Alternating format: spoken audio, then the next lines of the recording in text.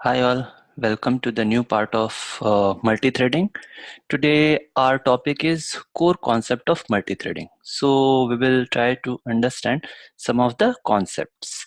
Okay, so today actually I am going to ask one question from you guys before starting off our video, and for that the answer I will be providing at the end of the video. So question is basically this: what is the output of below code snippet?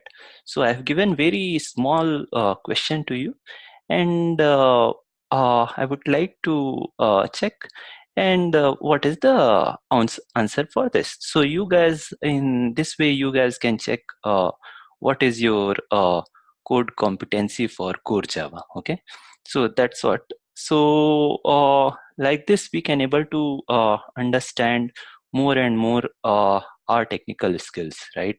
So that's why I am just starting a new pattern, so that at the starting of video I will be providing one question, and at the end of the video we will be try to resolving it. Okay, so let's move to our question, our topic.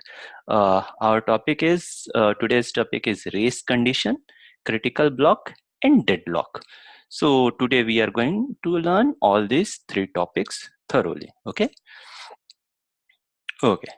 So what is race condition? A race condition is a situation in which two or more threads are accessing some shared resource a- some shared resource and are trying to perform read write operation at the same time.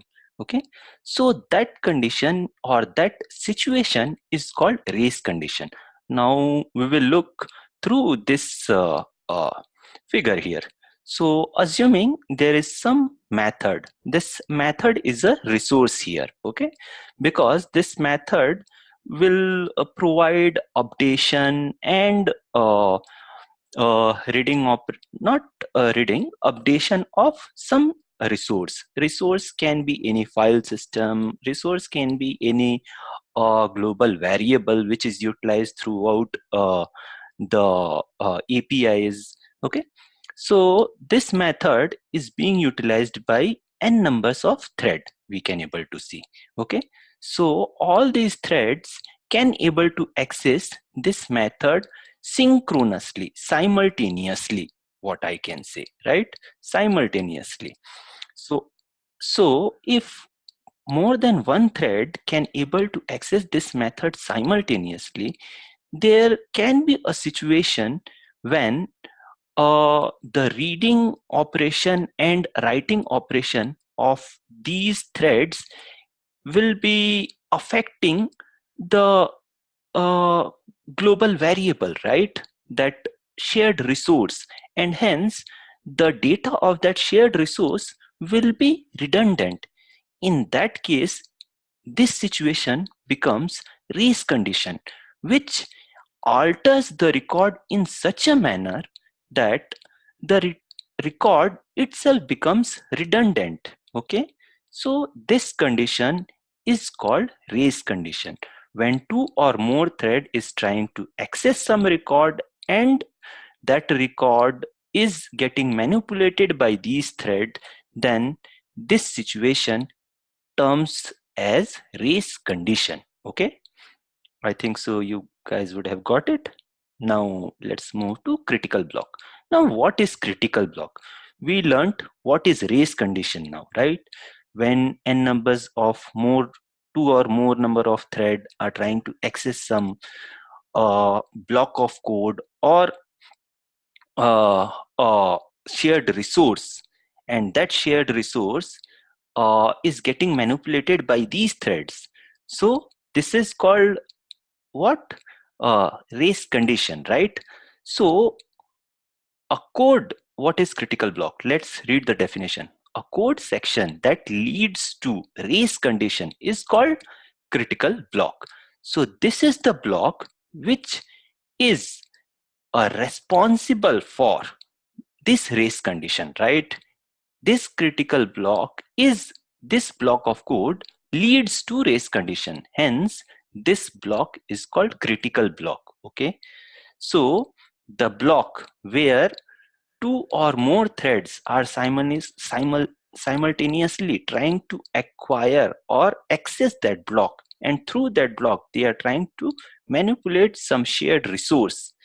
That block is called critical block. It can be method, it can be block, anything, but it is termed as critical block. Got it? Okay. So our next topic is deadlock. What is deadlock? So let's look at the definition. Deadlock refers to specific condition when two or more threads are waiting for each other to release a resource. So uh, two or more thread, they are waiting on each other, okay, to get some information. So let's try to understand with the help of this figure. Here, thread 1 is processing. Certainly, he needs, or thread 1 needs some information from thread 2. So he calls to thread 2 and he asks that information from thread 2. So thread 2 starts processing. Suddenly, thread 2 requires some information from thread 1, and he suddenly asks from thread 2, suddenly asks from thread 1 as well.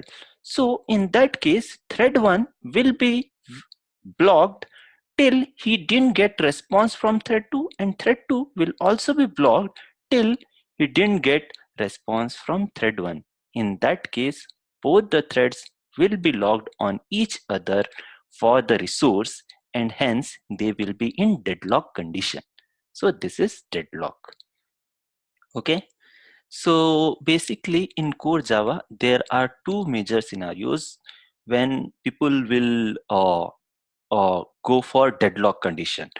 The first method is responsible, that is called join method. If you don't use join method properly, you will be in deadlock condition. If you don't use wait and notify method properly, you will be in deadlock condition.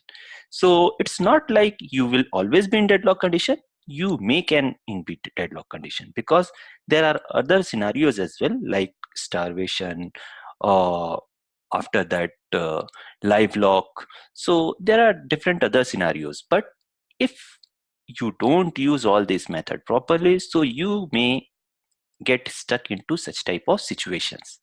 Okay. Okay. So now for the uh, our questions answers time. Okay. So the output of this answer is 2. Now you guys will ask how the answer is 2. So actually here we are trying to take integer value, and to that integer value we are assigning boolean value. Whenever sorry whenever we assign 0b to any integral value, it becomes an integer in core Java, okay, or in Java I can say, right?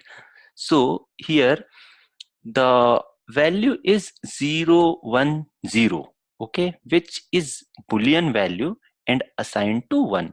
So 010, when you convert this boolean value to integer value, that becomes 2, and hence the output is 2. I think so you guys would have got the answer. Don't take any concept of core Java lightly, because variable is the most widely used concept in core Java, and there are more than thousands of hidden facts, loopholes behind this concept. So just was my approach to make you understand one of the concept. Uh, so I hope you guys would have got the proper understanding. If you do have any doubts, please let me know. Thanks guys. Thanks for watching this video again.